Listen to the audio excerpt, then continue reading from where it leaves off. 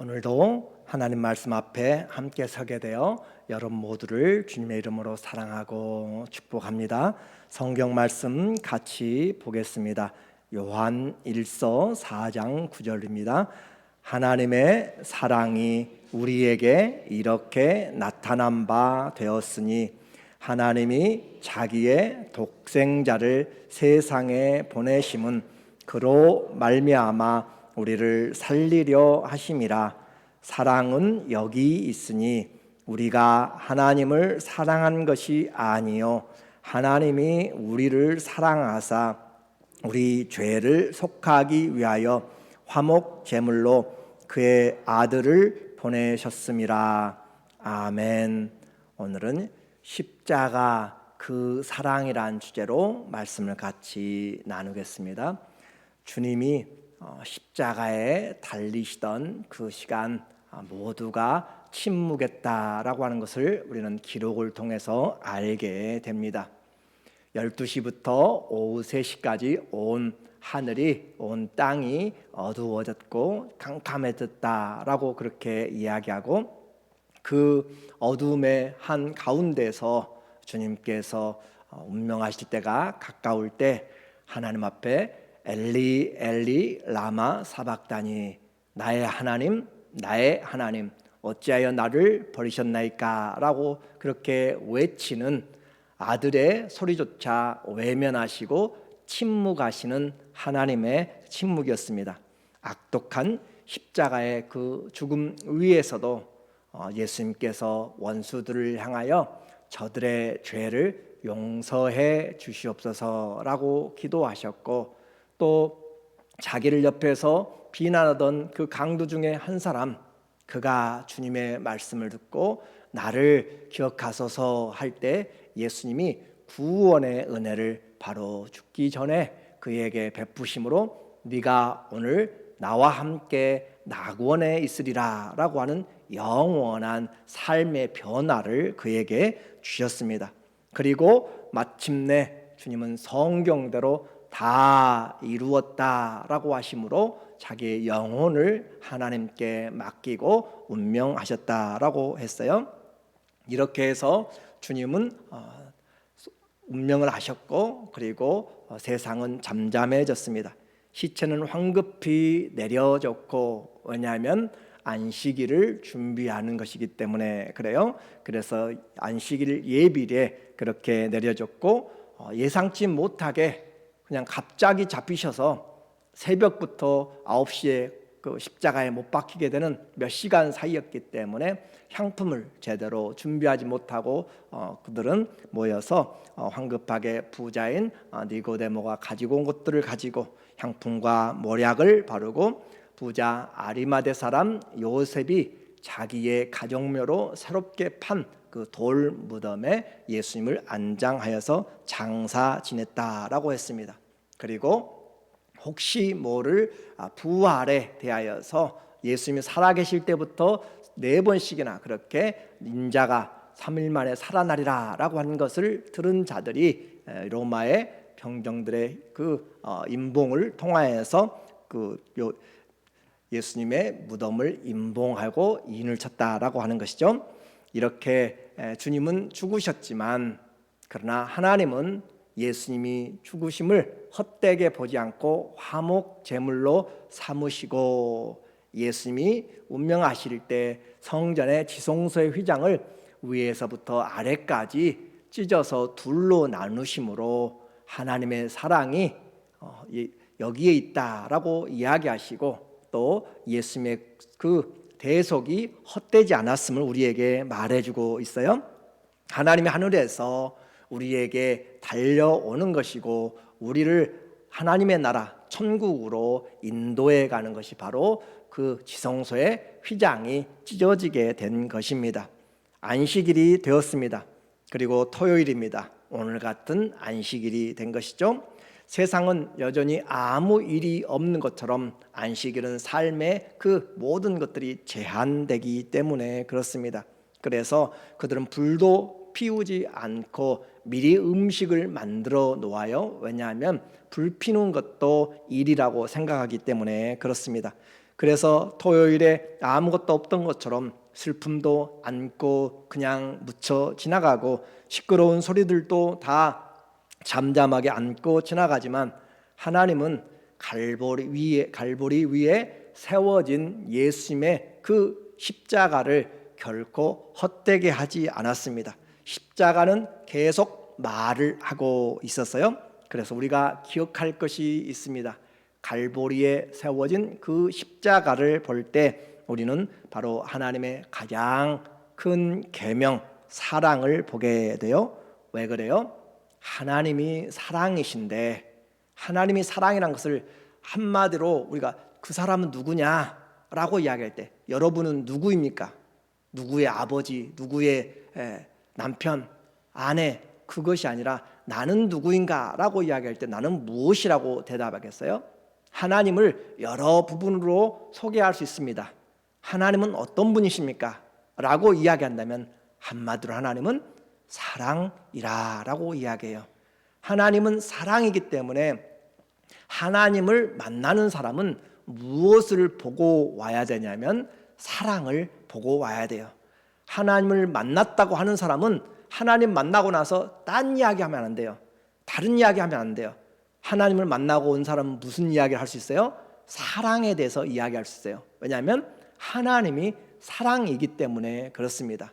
그 사랑, 그래서 하나님을 여러 가지로 빛이라고도 표현하고 여러 부분으로 표현할 수 있지만 오늘 우리 권사님 특성하신 것처럼 예수님은 누구신가? 우리의 소망이시고 생명이라고도 할 수 있어요. 그런데 오늘 가장 큰 계명인 사랑으로 이야기합니다. 사랑하셔서 생명을 주신 것이기 때문에 그래요. 그래서 그 사랑, 하나님이 사랑인 것 우리는 도대체 알지를 못했어요. 우리가 태어나 보니까 창조가 이미 되어 있었고 태어나 보니까 이 모든 것들이 존재하게 되어서 사랑을 알지 못했는데 하나님의 사랑이, 그 본질이신 사랑이 우리에게 나타나게 된 것입니다. 그것이 오늘 9절에 말씀하고 있어요. 하나님의 사랑이 우리에게 이렇게 나타난 바 되었으니, 하나님은 사랑을 여러 가지로 이야기를 했어요. 그런데 이렇게 나타났다라고 단도직입적으로 이야기할 수 있는 것이 무엇인가? 바로 십자가입니다. 하나님의 사랑이 무엇인가? 아니면 하나님의 사랑을 알고 싶은 자, 그 사람은 십자가를 보면 이것이 하나님이 사랑이라는 증거구나 라고 알아야 되는 것이 성경 전체가 우리에게 어필하고 있는 것이에요. 그래서 하나님의 사랑을 모르는 그 사람도 누구든지 이 십자가를 보면 하나님은 사랑이다 라고 하는 것이죠. 그래서 하나님의 사랑이 그 품속에 품었던, 그리고 그 사랑 자체였던 본질인 그 하나님의 사랑이 우리에게 이렇게 나타났습니다. 예수님을 통하여서 나타났어요. 하나님이 자기의 독생하신, 다른 말로 하면 독종자라고 이야기해요. 독생자를 세상에 보내시면 그로 말미암아 우리를 살리려 하심이라. 자기의 하나밖에 없는 독생자, 더 정확한 의미로는 자기 자신을 우리에게 내어주심으로 우리를 살리려 하심이라. 그래서 우리의 죄인된 우리를 구원하려고 아들을 내어주신 사랑이죠. 이 십자가는 죽음의 십자가입니다. 저주받은 십자가에 우리가 매 달려야 될 그 자리에 예수님이, 죄 없으신 주님이 대신 달리신 것이에요. 그래서 그 십자가에서 사랑을 말하고 있습니다. 하나님은 영원 전부터 계신 그 하나님 말씀이신데 그분이 우리에게 오셔서 십자가에서 사랑을 이야기했어요. 그래서 우리를 살린 것은 그냥 값없이 된 것이 아닙니다. 누군가의 죽음으로 말미암아 우리에게 되어진 것이고, 그래서 우리의 구원은 값싼 구원이 아니라 우리의 창조자 되시고 우리의 왕이 되시고 영원한 심판주가 되시는 그리스도이신 그 주님의 죽으심으로 우리에게 주어진 것이에요. 이 사랑에 대해서 우리는 아무것도 한 것이 없습니다. 오히려 주님이 잡히셨을 때 제자들마저도 다 두려워서 도망갔고 아무것도 우리는 그 십자가에 우리는 같이 한 것이 없어요. 그럼에도 불구하고 오직 하나님의 그 미친 듯한 큰 사랑이 우리에게 찾아온 것이에요. 10절에 보니까 10절 사랑은 여기 있으니 하나님의 사랑이 이렇게 나타났고 하나님의 사랑이 여기 있다라고 하나님이 포인트아웃을 분명히 하면서 저 십자가가 내 사랑이다 라고 그렇게 이야기를 하고 있어요. 우리가 하나님을 사랑한 것이 아니요 하나님이 우리를 사랑하사 우리 죄를 속하기 위하여 화목제물로 그 아들을 보내셨습니다. 하나님이 십자가를 가르치면서 그 십자가에 내 사랑이 달려있다라고 그렇게 이야기하고 그 십자가에 내 사랑이 나타났다라고 이야기를 하고 그 십자가는 바로 우리 죄를 속하기 위해서 화목의 제물로 그 아들이 죽어간 것이다 라고 표현하고 있습니다. 하나님의 사랑은 한 가지로 분명하게 제시되었습니다. 우리는 한 번도 하나님을 제대로 사랑해 본 적이 없는데 그럼에도 불구하고 하나님은 자기의 유일하신 독생자를 우리 죄를 위해서 화목 제물로 내어줄 뿐만 아니라 우리의 마음의 상처와 우리의 모든 상함들까지 허물들까지 징계받은 것까지 전부 다 주님께서 사하여 주시고 뿐만 아니라 우리와 하나님과의 관계를 회복시켜서 하나님의 아들이 되게 하고 딸이 되게 하는 놀라운 회복의 은혜를 주신 것이 바로 하나님의 십자가의 사랑입니다. 하나님은 우리에 대한 그 사랑을 십자가에 달린 그 아들 예수로 증거하고 있어요.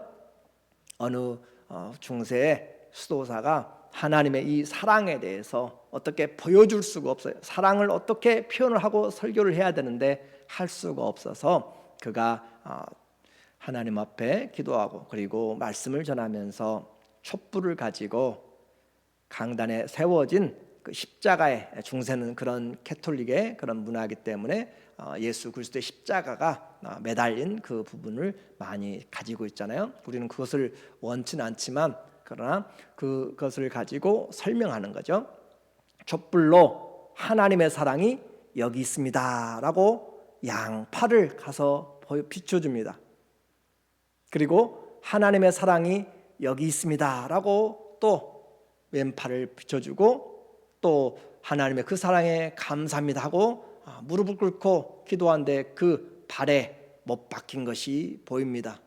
그리고 일어나서 하나님의 사랑이 이렇게 우리에게 있습니다 라고 하면서 설교를 하는데 그 촛불로 인하여서 얼굴이 빨개지고 땀이 나고 또 그 하나님의 사랑으로 눈물을 흘리면서 이것이 하나님의 사랑입니다 라고 했다는 그런 말이 있습니다.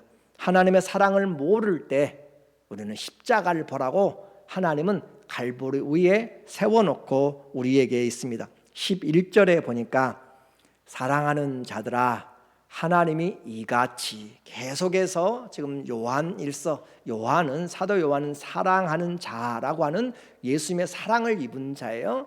예수님 특별히 그렇게 자기 자신을 쓰고 있습니다. 예수님의 사랑받는 자라는 표현을 하면서 그런데 이같이 우리를 사랑하셨은즉 또 요한복음 3장 16절에서 하나님이 세상을 이처럼 사랑하사라고 하는 그 과정 그 이야기를 계속 쓰고 있어요. 그러니까 요한에게 있어서 십자가의 그 사랑은 우리를 향하여 베푸신 하나님 자신의 모습을 그대로 보여주는 것입니다. 그래서 십자가 없는 사랑 이야기할 수가 없는 것이에요. 그 십자가 그래서 하나님이 이같이 우리를 사랑하셨은즉 우리는 죄인이었고 원수되었고 연약하였습니다. 그럴 때 주님이 우리를 위해서 우리에 대한 하나님의 사랑을 아들을 죽이심으로 확증하셨다라고 바울은 이야기하죠. 우리도 서로 사랑하는 것이 마땅하도다. 자, 십자가의 사랑을 본 사람, 아는 사람, 들은 사람, 믿은 사람, 그 사람은 사랑을 이제 이야기할 수밖에 없는 것이에요. 우리가 가서 무엇을 전하는 것이죠? 예수님이 이처럼 이 아들을 죽이시기까지 당신을 사랑하셨습니다. 나도 사랑하셨고 당신을 사랑하셨습니다라고 그 사랑을 전하고 그 사랑을 하는 것이 마땅하다라고 했습니다. 이같이 우리를 사랑하셨습니다. 이것이 하나님의 의로우심입니다. 이것이 하나님의 은혜입니다. 로마서 3장 25절에 바울은 이제 로마인들에게 보내는 편지에서 말합니다. 이 예수를 하나님이 그의 피로써, 예수님의 피로써 믿음으로 말미암는 화목 제물로 세우셨으니, set forth라고 이야기죠. 하나님이 십자가를 세워 놓았다라고 이야기해요. 세우셨으니, 사람들이 다 보도록 세우셨다라고 이야기해요. 그리고 이는 하나님이 길이 참으시는 중에 전에 지은 죄를 간과하심으로 넘어가시고 묵인하셨다가 이제 주님의 그 십자가를 통해서 공의를 나타낸 거죠. 자기 의로우심을 나타내려 하심이라. 나타낸다, 프레젠트한다고 이야기했어요. 하나님께서 우리에게 그것을 나타낸다라고 이야기해요. 데몬스트레이트 한다고도 표현하고 있어요. 하나님이 우리에게 내 사랑이 여기 있다. 우리가 데모하는 것을 스트라이크라고 이야기하잖아요. 그렇게 하면서 하나님의 사랑이 여기 있다라고 십자가를 향하여서 하나님이 세우시고 하나님이 나타내시고 하나님이 그 사랑을 우리에게 보여주셨다라고 그렇게 계속적으로 말씀을 하고 있어요.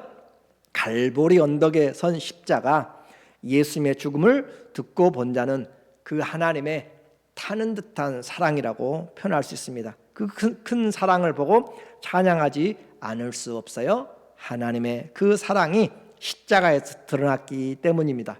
이제 우리는 그 갈보리 언덕의 십자가를 더 이상 볼 수가 없습니다.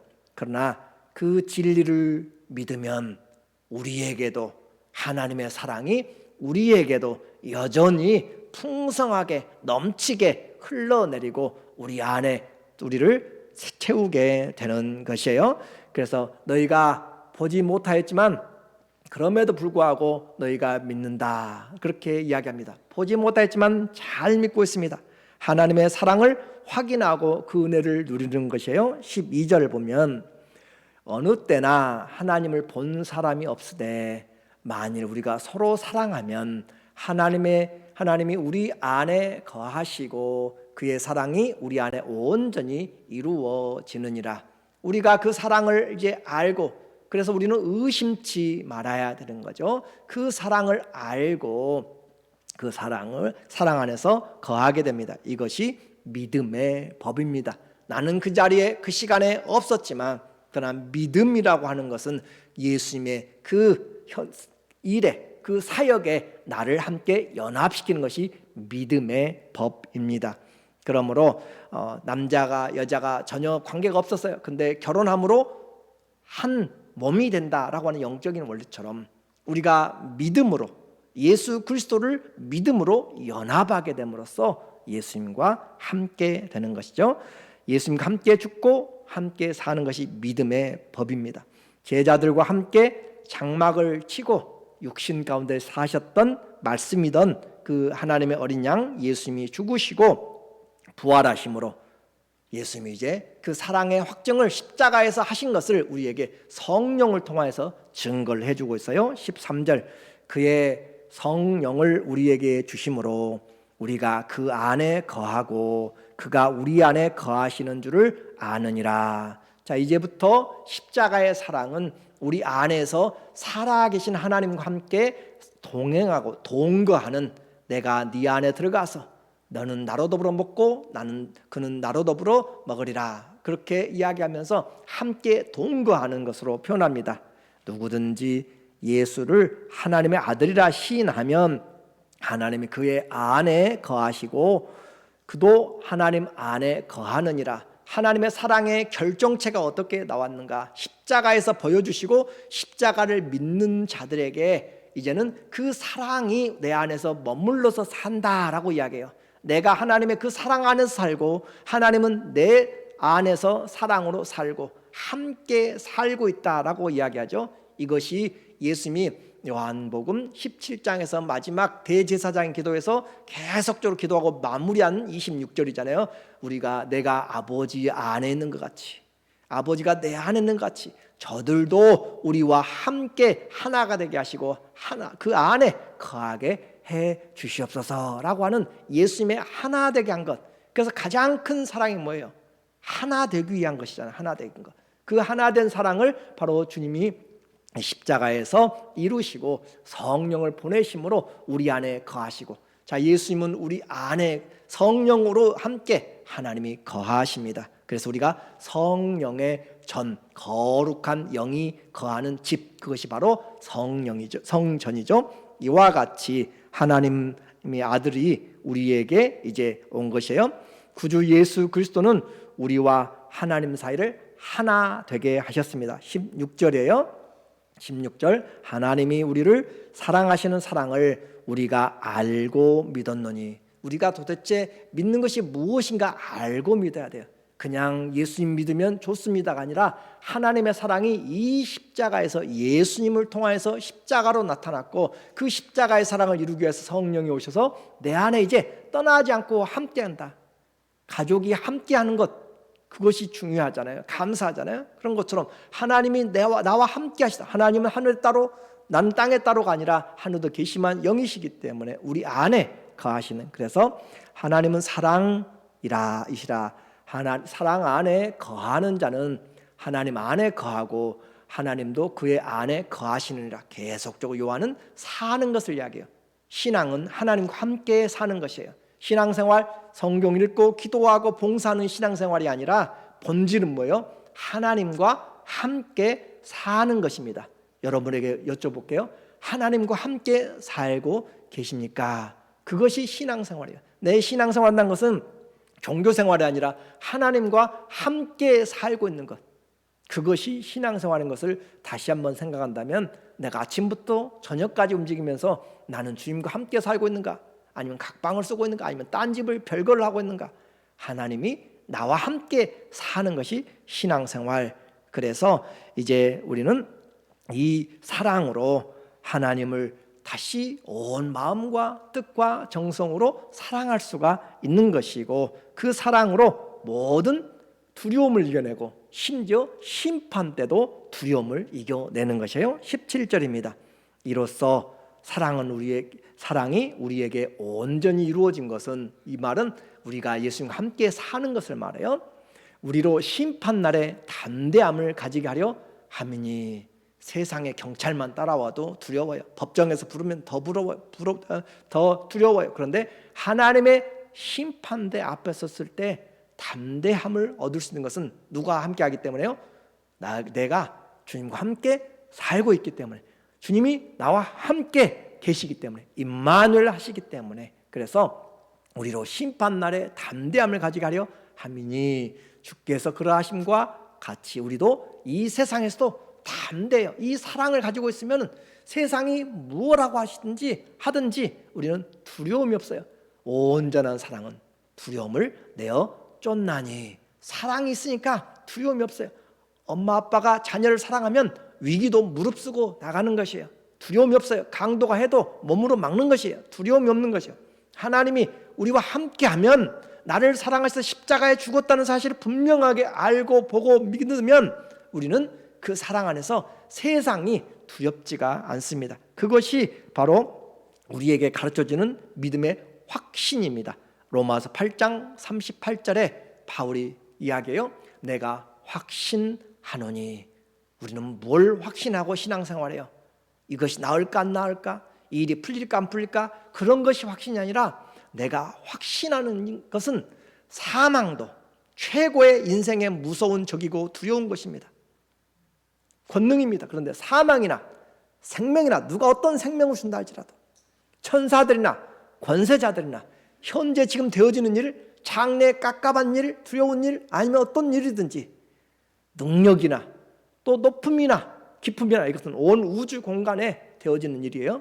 다른 아무 피조물이라도, 외계인이든지 누구든지 우리 주 그리스도 예수 안에 있는 하나님의 사랑에서 끊을 수 없으리라.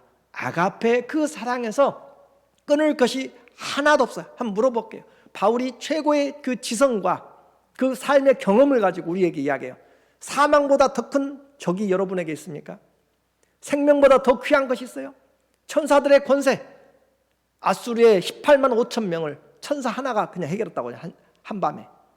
하나님이 그 천사들이나 권세자들, 세상의 그런 권세자들, 영적인 권세든지 또 장래든지 현재든지 시간과 공간의 제한을 받지 않고 높음이나 기쁨이나 어떤 피조물이나 이보다 다른 또 적이 있습니까? 더 큰 두려움이 있습니까? 오늘 바울은 우리에게 말합니다.